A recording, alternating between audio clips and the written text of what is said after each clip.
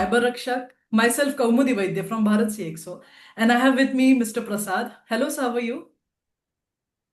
All good. Very going really well today. How are you doing? I'm doing fantastic. It's very nice to have you today on board for the CyberRakshak podcast.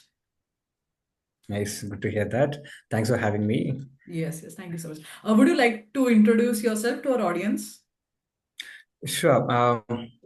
So I'm coming with more than 21 years of experience in the industry, predominantly into cybersecurity, currently functioning as a field CISO at Versa Networks. Just joined the organization a month before. Prior to that, I was Group CISO at Tanla Platforms Limited, CISO for Tanla, Valley First, Carix, and Gamuga. So about my current organization, Versa, we are into SD-WAN and SASE. As we know, the world has moved on. Now employees are working from, some of them are working from office, some of them are working from the road, some from the home.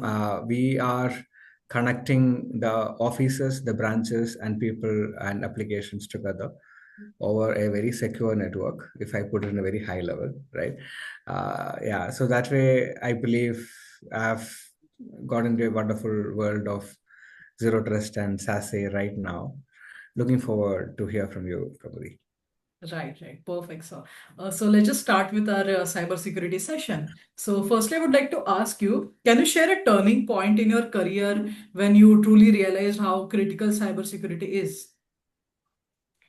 Okay, that goes actually long back.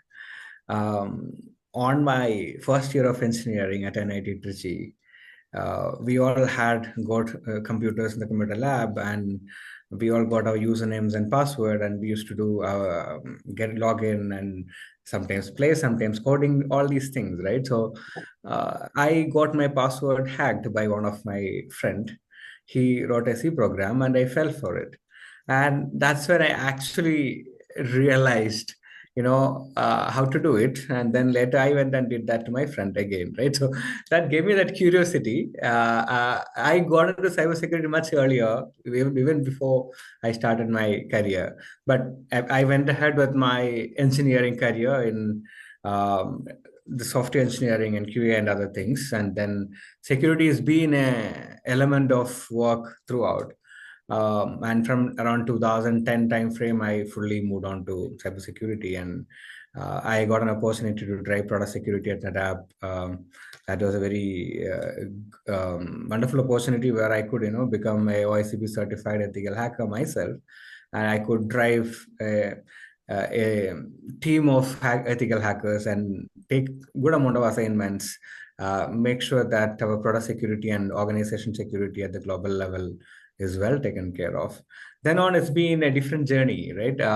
Last 5 years, I'm working as a CISO, protecting multiple organizations from all sort of malicious users outside.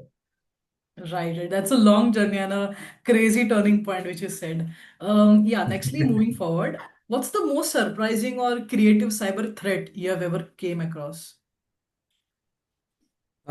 We keep getting into such situations very often in our career. But one thing I can think of is when I was an entrepreneur and I was running a company, we evolved. I had two line of business. One was on the ERP where we made our own ERP, and another one is on the cybersecurity services.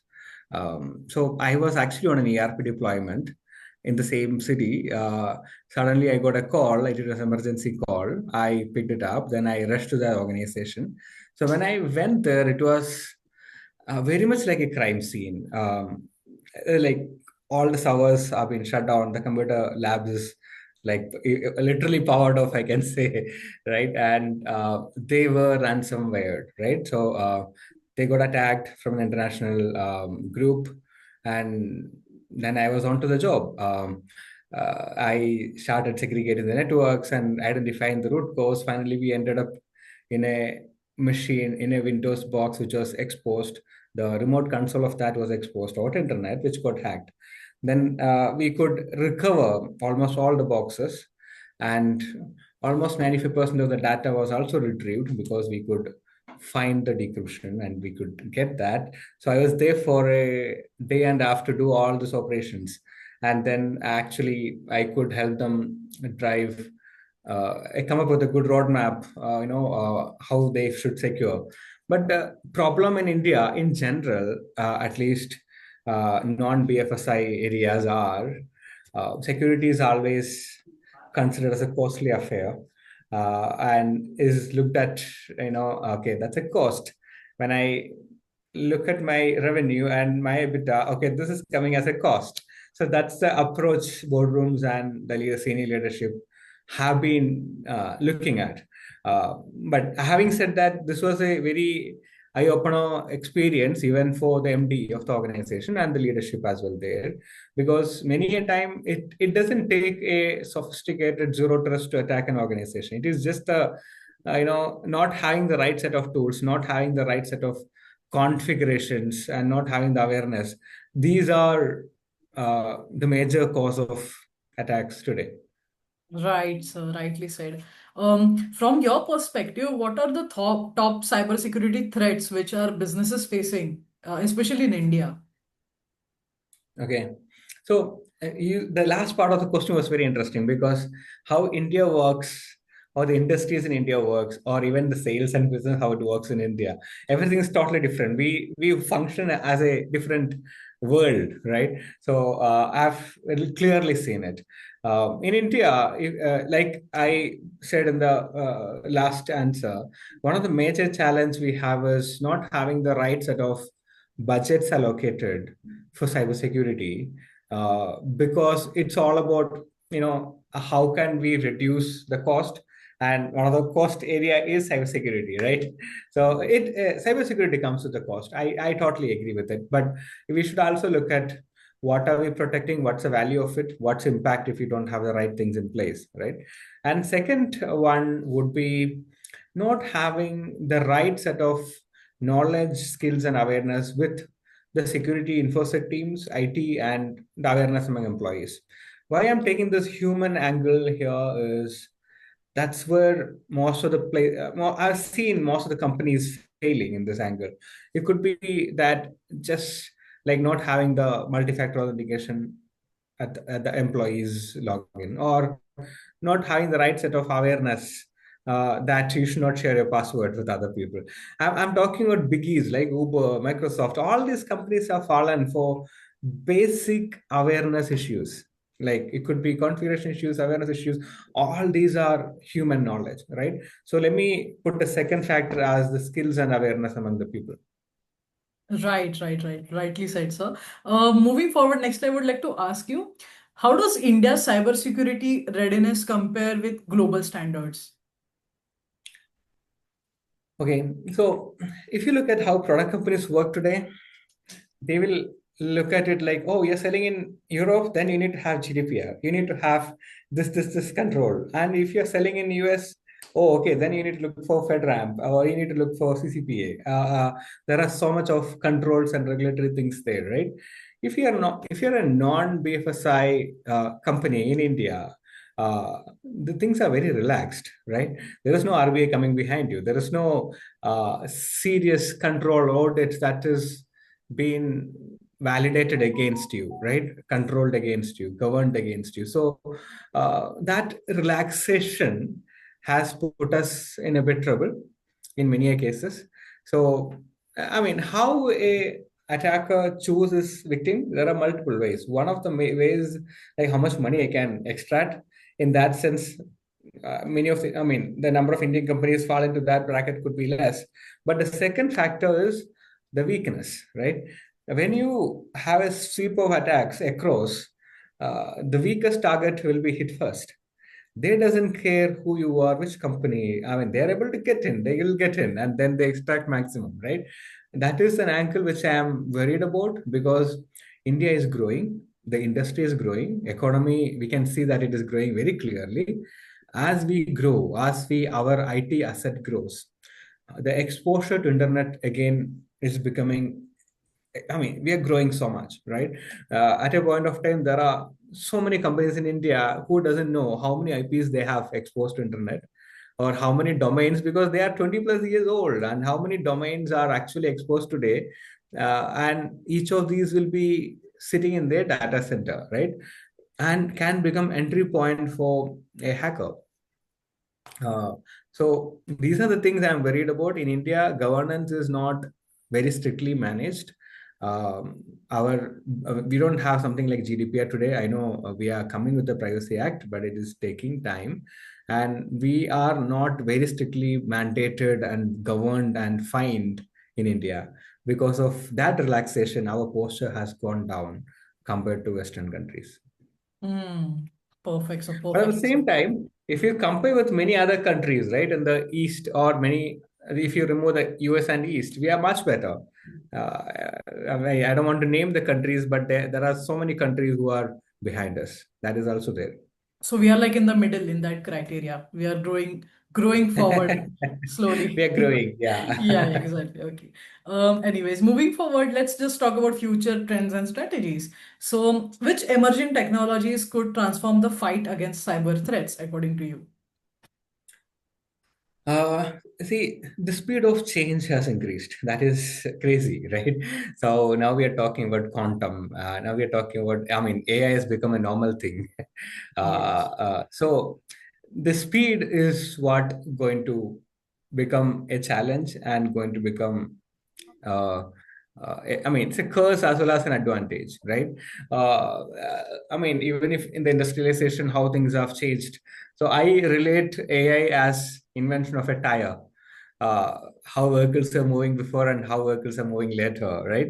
The speed has increased so much. That said, the challenges are there in either way.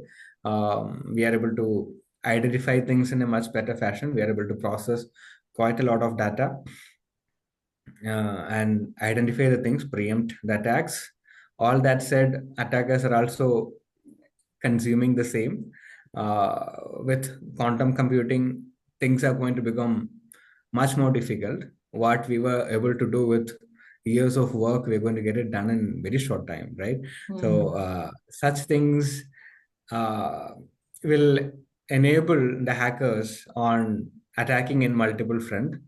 And my only hope is quite a lot of organizations are using that on the defense side as well.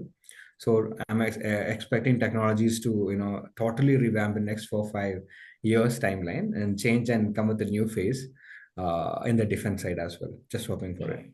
Right. Right. Talking about AI, how do you see AI changing the world of cybersecurity? AI is going to help on the speed side at large. So even today, Versa is also using AI on the while identifying the threats, while identifying the malicious traffic, and just to make sure we are on the right track. So the advantage of AI is we are able to look at same thing from multiple fronts at the same time and take decisions and act on it, right? So today, when we talk about LLMs and data lakes and all that, we are talking about gigabytes and terabytes of data being processed, and the data is being assessed, and we are able to get a idea around how these whole things are, and we are enabled to take the decision, right? I Hmm. agree the responsibility and accountability come into a human, but at the same time AI is going to help us, take the right decision at the right time and move on. Absolutely. Last but not the least, I would like to ask you, what worries you more? AI being used to defend system or AI being used by the attackers? See, attackers have to get it right once. A defender have to get it right all the time, right? Uh, that's a major challenge. AI is going to be consumed by both the parties. I'm more worried about the attacking side collaborating together, and the very large like countries and economies are supporting them, which How is how will they empowering collab them, together? right? Like how will the defenses and attackers? If you today go to darknet, you will find a lot of collaborations happening, a lot of forums very active, talking about Uh, so I've seen one of the attack where one of the group named Machine 1337 was uh, ganging up and then trying to attack a set of other things, right? So I can't give more details here because this is going out. But in person, you can reach out to me. I'll give you all the details. So Sure. I very clearly see a lot of collaborations happening. This coming for money. This is coming for, sometimes the thrill of doing things. And countries like North Korea and all sometimes get into this and start when state sponsoring activities are happening. That's quite a lot of money. You can bring out quite a lot of infrastructure into one place, right? And if you get experts who are capable of consuming a quantum chips into it, think of how much we can grow further, right? You can Hmm. have the attacks in multiple front. You can have phishing going on in one line, DDoS going in another line, and maybe scanning of all vulnerabilities happening from multiple front. And all this data can be analyzed in parallel and correlated, and you can take decisions on, oh, okay, what is the next front of attack. So these are as scalable like a real war. I mean, when you actually look into attacking a organization, right? Hmm. So today, organizations like Microsoft, Apple, and all of so big. I mean, their presence in internet is so big. Zomato itself have more than 2,000 subdomains. I was surprised to see it in the beginning, right? Hmm. How many URLs they have. So when you are big enough, you have so much to protect. When you have so much to protect, you have so many places where you can get attacked. And that is where technologies like AI is going to help attackers. And that is where technologies like AI is going to help the defenders as well. Hmm. While defending as well, you will be able to collect, for example, logs from each of this area. It could be your servers, it could be your desktop, it could be your domain, and correlate every second activity and look at the entire thing in parallel and understand, oh, there is an attack happening in this particular VM. Go there, quarantine that box, and defend, right? So a human cannot do that Right. because it's quite a lot of activities, right? That is Hmm. where AI and the speed going to help us. The chips are going to play a very big role now.